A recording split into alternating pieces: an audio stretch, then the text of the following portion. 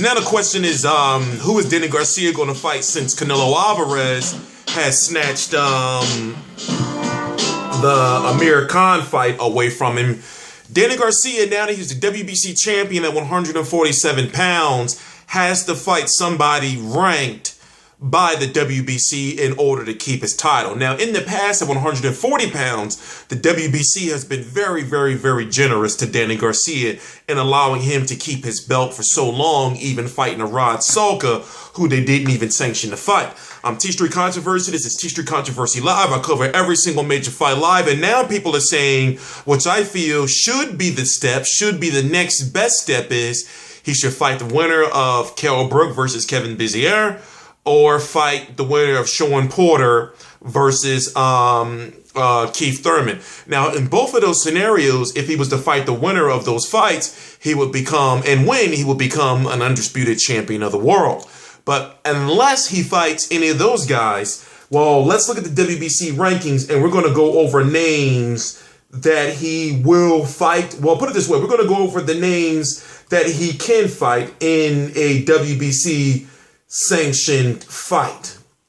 Now, it's crazy because the names that I've seen, you know, I really don't feel Danny Garcia would fight any of these guys, especially since I had the interview with Angel Garcia, where he was saying, why not fight more Salkas, build up your... I mean, you know, it just didn't make any sense what he was saying, because basically he was saying that the best shouldn't fight the best when it's time to fight the best.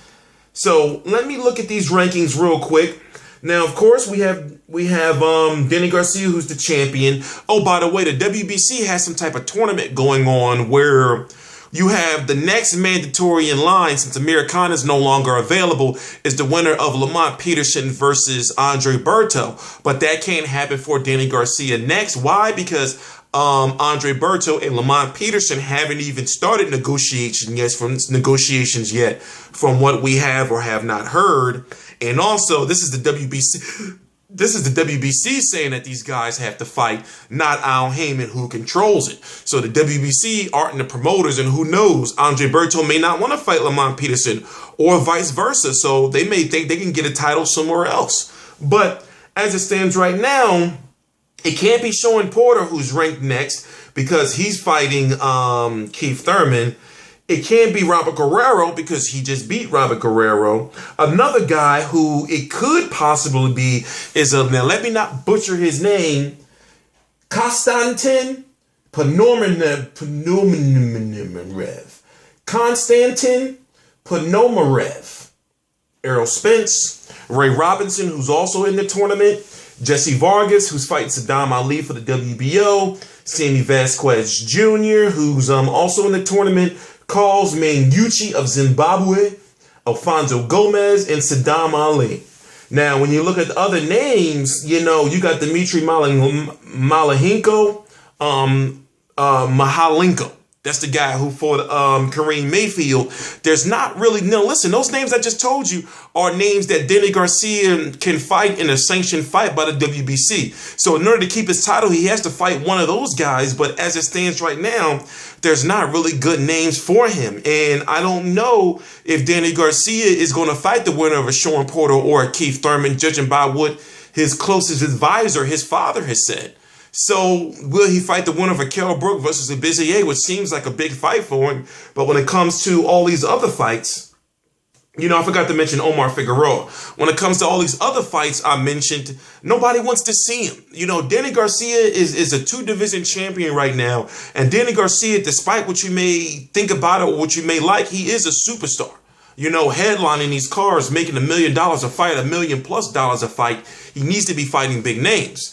But now we just have to wait and see what he's going to do. Now, he did say he's going to fight sometime again in May. He said either May or September, or May and September. So we're going to start hearing about who he may be fighting sometime within the next couple of months. So like I said, the next in line for his title as far as mandatory, because remember, they had ordered him to fight Khan by June. The next in line is Lamont Peterson and Andre Berto, and they haven't even fought yet. They might fight in June if Al Heyman allows, or July, whatever the case may be. So in the meantime, Danny Garcia needs an opponent, and needs an opponent and they can get ratings and sales. So it's going to be interesting to see who he's going to fight. And like I said, the best possible scenario for us fans is if he fights a Carol Brook who can't fight Amir Khan either.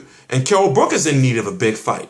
Or Keith Thurman versus Sean Porter. But the way things have been going with Keith Thurman is we don't know if Keith Thurman is starting to get the little Al Heyman philosophy going where he's not fighting the big best possible fights he can fight. Maybe he's, picking and choosing who he wants to fight now. We've been hearing Sean Porter be so vocal about, what's been taking so long with this fight. We don't know. But one thing we do know for sure is from what he has shown us is that Sean Porter will fight anybody, even if he's the underdog or if he has to go to a handicapped catch weight of 144 pounds like he did with Adrian Broner. So I would like to see I would like to see a Danny Garcia versus a Sean Porter. I would like to see a Danny Garcia versus a Keith Thurman. But we just don't know if it's going to happen or not, especially with the philosophy of Angel Garcia.